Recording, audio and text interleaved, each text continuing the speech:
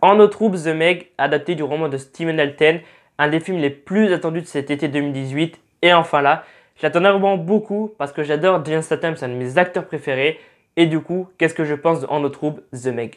Qu'est-ce que c'est l'histoire du film? Ça raconte en fait des scientifiques qui vont à 11 mètres de profondeur sous l'eau. Si je dis pas de bêtises, je crois que c'est 11 mètres. Et en fait, quelque chose de glacier en fait. Et dessous, il y a de nouvelles créatures. Et en fait, il va se passer un truc, il va y avoir une explosion. Et sans trop spoiler, il va y avoir une explosion et ça va permettre d'ouvrir un passage et le mégalodon va pouvoir passer par là. Et je vais pas en raconter plus, mais ça va pas se passer très bien pour eux après. Voilà, allez voir le film, je vais pas en raconter plus. J'ai adoré En eau trouble. Encore une fois, Jason Statham offre une prestation de malade mental. Le mec, il échappe au requin, je ne sais comment. À un moment donné, sans trop spoiler, vraiment, si vous n'avez pas vu le film, avancez de quelques secondes. À un moment donné, il faut qu'il lui mette un implant au mégalodon. L'autre, Jason Statham, il saute dans l'eau. Le requin, il le poursuit. Limite, il lui bouffe la jambe. Mais dans lui, le mec, il est invincible. Le mec, il est invincible. Il arrive à sauter sur le bateau et tout. Mais j'étais là en mode, oh là là, mais vraiment, c'est du n'importe quoi. Le mec, vraiment, j'adore cet acteur parce que c'est un très bon acteur déjà. Voilà, il est un très bon acteur.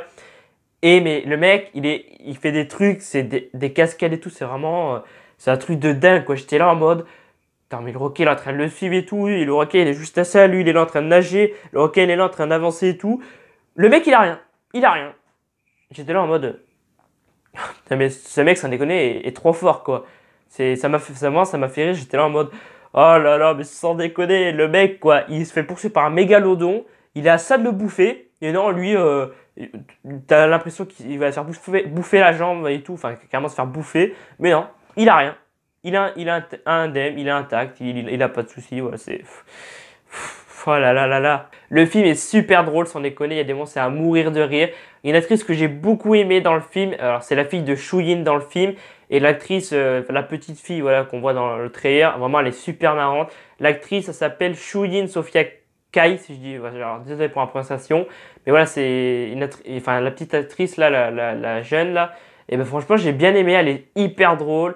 À un moment donné, elle dit et le cinglé à John Statham. Parce que voilà, il traite tous un peu de cinglé parce qu'il lui il a vu le mégalodon quelques années avant, il a sacrifié des gens de son équipe et tout et voilà, c'est un alcoolique qui est à Thaïlande, je sais pas où, et du coup ils viennent le recruter pour enfin le rechercher pour tuer le mégalodon.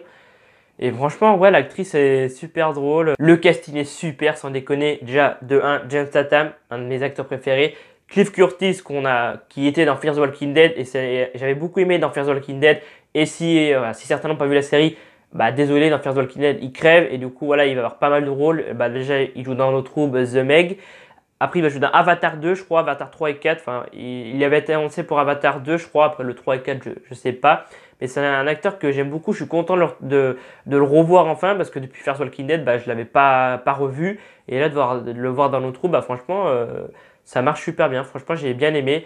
Et il y a aussi Ruby Rose qui va interpréter Batwoman dans pas longtemps dans le, en série, là, dans Arrow, je crois. Ou, non, enfin, dans le crossover Arrow, Agents Tomorrow et tout. Donc, ouais, très très bon casting aussi. Ça, c'est un bon point. Mais il y a aussi des points négatifs dans En eau trouble, The Meg. Il y a des moments que je n'avais pas compris. Bon, ça arrive dans chaque film, mais là vraiment j'étais là en mode attends, mais ça sort d'où ça? À un moment donné, il sort un yacht, enfin une sorte de yacht de je ne sais où. Ils sont dans la station Manawan. C'est voilà, Manawan, c'est le centre de recherche et tout, où le mégalodon s'est échappé et tout, en plein milieu de la mer, à 300 km de la Chine, je crois, c'est 300 km de la Chine, ils sont. Et ils sortent un yacht de je ne sais où. Je n'ai vu aucun yacht au niveau de la station Manawan. Et puis à un moment donné, alors là j'étais en mode, ok, alors là ils partent dans du n'importe quoi. Ils ont une sorte de paquebot, voilà, un gros bateau, une sorte de paquebot. J'étais là, mais attends, mais ils ont été chercher où leur bateau sans déconner? Je dis, oula, mais là ils partent loin. Bon, ça arrive dans plein de films. Mais attends, ils ont une sorte de yacht, après ils ont un paquebot. J'étais là. Euh, Quelqu'un peut expliquer là parce que j'ai pas vu de paquebot au niveau de la station Manawan. Mais vraiment, ouais, c'est un peu. Bon, après, voilà, c'est un film, ça arrive pour plein de trucs et tout. Mais là, voilà, ça m'a fait un peu marrer qu'ils sont en plein milieu de la mer et que. Bon, voilà, vous allez me dire, oui, mais c'est un film, ça arrive dans plein de films et tout. Mais je trouvais ça quand même assez drôle. Le mégalodon est juste incroyable. Il y a vraiment des scènes spectaculaires avec lui. Vraiment, il y a des moments donnés. C'est un peu angoissant à un moment donné, au début, quand ils sont à 11 mètres de profondeur sous l'eau, si je dis pas de bêtises, je crois que c'est 11 mètres, 11 000 mètres, enfin je sais plus, ils sont à combien de mètres sous l'eau. Et puis le requin, enfin le mégalodon arrive. La première fois qu'il est arrivé, j'ai dit, il va arriver. Je le sens arriver, toi. Tu sens parce qu'ils disent, ouais, il y a un truc inconnu qui arrive vers nous et tout. Et il arrive, comme ça. J'ai un peu sursauté dans le fauteuil parce que ça te surprend, quoi. Il y a des moments où il te surprend un peu le mégalodon. C'est un peu débile à certains moments parce qu'ils sortent un yacht et puis un paquebot de je ne sais où. Bon, je pense qu'il faut pas réfléchir plus. Ils ont été côté Chine et puis ils ont demandé un bateau. Voilà, faut pas réfléchir plus. Et oui, le mégalodon est incroyable et c'est vraiment réussi, vraiment très très bien réussi. Après, il y en a beaucoup qui disaient ouais, c'est le nouveau Dents de la Mer et tout. Quand le trailer est sorti, ils étaient là en mode ouais, c'est adapté du roman. Enfin, je savais même pas si c'était adapté du roman jusqu'à ce que je me renseigne pour tourner cette vidéo. Quand j'ai fait la recherche, je dis ah, c'est adapté d'un roman. Ben écoute, cool, franchement, j'ai content de l'apprendre, voilà. Et alors, je sais pas si ça respecte le livre, mais apparemment, dans le livre, j'ai vu que le personnage interprété par John Statham, il n'est pas alcoolique, apparemment. Il veut vraiment aider dans le film. Enfin, dans le film, il aide, mais dans le livre, apparemment, il aide beaucoup plus et c'est pas un alcoolique. Donc, ça a changé par rapport au film. Ouais, dans le film, il est alcoolique. Et comme je disais avant, il y en a beaucoup qui disaient, ouais, ça ressemble aux Dents de la Mer et tout. Alors, je vais peut-être en être certains, parce que vraiment, je le regarde, mais je n'ai jamais vu les Dents de la Mer. Vraiment, jamais. Et je pense vraiment faut que je le regarde parce que pour comparer un peu les deux.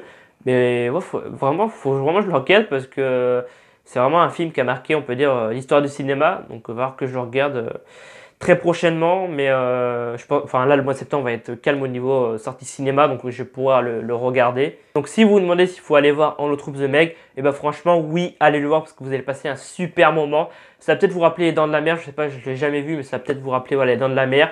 John Statham, encore une fois, offre une prestation de dingue, de folie. Le mec, il est invincible dans tous les films qu'il joue. Le mec, il fait des cascades de malade mental et c'est un acteur que j'aime beaucoup. Comme j'ai dit l'intro, c'est un de mes acteurs préférés. Donc, dès que vous pouvez, allez voir En eau trouble. Et je mets la note de 17 sur 20 à En eau trouble parce que j'ai beaucoup aimé la prestation de John Statham. Le film est vraiment spectaculaire, c'est un moment, c'est très drôle, c'est rythmé, bon, il y a des moments un peu, il y a des points négatifs et tout comme tout film, il y a des moments un peu débiles, mais ouais, 17 sur 20, je pense que c'est ce qui mérite. À chaque fois que je note les films, je mets tout le temps au-dessus de 10, ça m'est jamais arrivé pour l'instant de mettre en dessous de 9, mais ouais, je pense que 17 sur 20, c'est mérité, il mérite pas le 20, hein, parce que c'est pas non plus le film de l'année, mais je pense qu'en fin d'année, quand je vais faire mon classement des meilleurs films et pires films, il sera clairement dans les meilleurs films. Après, est-ce qu'il sera vraiment dans le top 10? Ça reste à confirmer parce que j'ai déjà fait un classement un peu de tous les top 10 et enfin du top 10, enfin les meilleurs films de cette année 2018.